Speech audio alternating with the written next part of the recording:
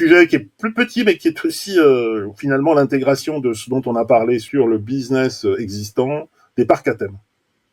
Donc il y a un énorme parc à thème fait par Universal qui concurrence Disney, qui a fait un investissement, comme les Américains savent en faire, 7 milliards de dollars. Pour un parc à thème, c'est complètement fou. Pour autant, c'est un investissement qui mobilise à la fois beaucoup de mètres carrés, 304 hectares ou 320 hectares, je ne sais plus, parce qu'il faut traduire les acres justement et les hectares. C'est bourré de tech à tous les étages. Et c'est, comme le montre ce présentateur de CNET, une fusion, une émergence et une convergence entre le monde du jeu vidéo, les expériences du jeu vidéo, et puis le monde de l'immersif. Donc les parcs à thème deviennent en fait des gigantesques démos, c'est plus des foires, qui permettent à la fois de montrer des expériences physiques, avec le divertissement immersif, et puis des expériences tech exceptionnelles. Moi, je l'ai vu sans le savoir ce que c'était au Japon, à Osaka, c'est-à-dire qu'il y avait le parc Universal et à côté la Nintendo House, je sais plus comment ça s'appelait.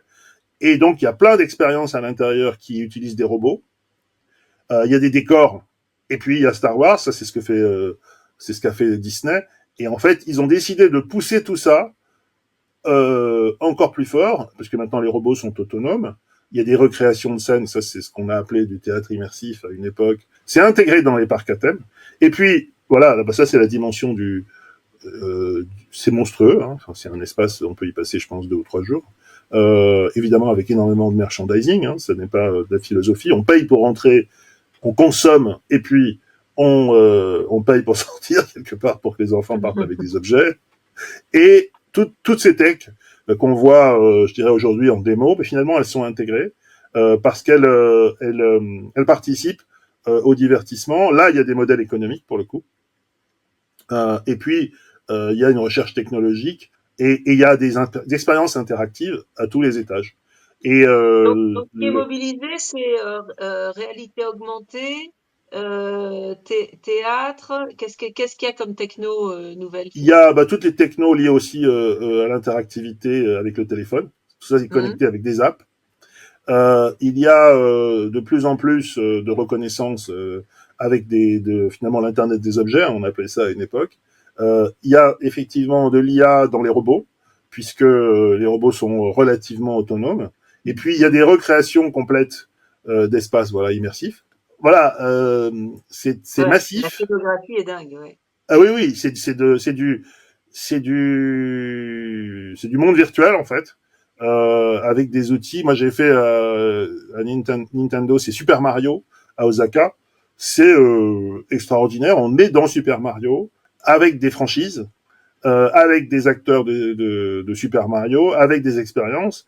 Et puis, effectivement, ce sont des machines à cash absolument phénoménales. Ça coûte une fortune à la fin, puisque tout est cher. Et donc, on est vraiment dans une dimension du divertissement, qui est un peu l'aboutissement à très très grande échelle de toutes les franchises de jeux, les franchises de cinéma, voilà, et puis tout ce que la recherche pousse le plus, et c'est aussi de fait les franchises qui cartonnent quand elles arrivent au cinéma.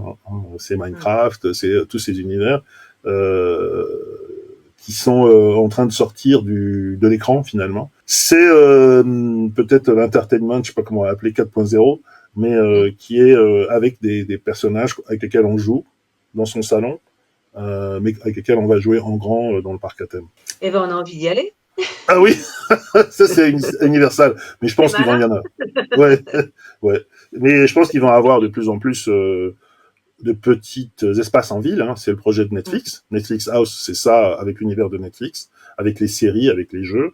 Et il y a fort à parier que tous ceux qui aujourd'hui gagnent leur vie très très bien en faisant du e-sport, s'ils veulent changer de cible dans les villes, ils vont sans doute ouvrir des côtés divertissants à l'intérieur des villes, parce qu'il y a des problèmes de circulation et tout ça.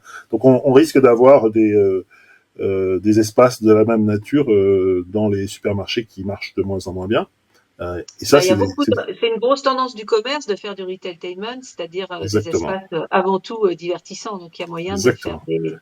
des accords, je pense. C'est la raison pour laquelle les supermarchés vont développer des choses comme ça, à relativement petite échelle, pour refaire venir du monde et puis pour faire du retailtainment. Je connaissais même pas le terme, donc j'ai plus appris un terme. Qui Bon, bah invite de la écoute, glace, avec des piscines à boules, etc., pour vendre des ouais, glaces, en fait. ouais, c'est ça, c'est ça. Voilà. Écoute, merci beaucoup.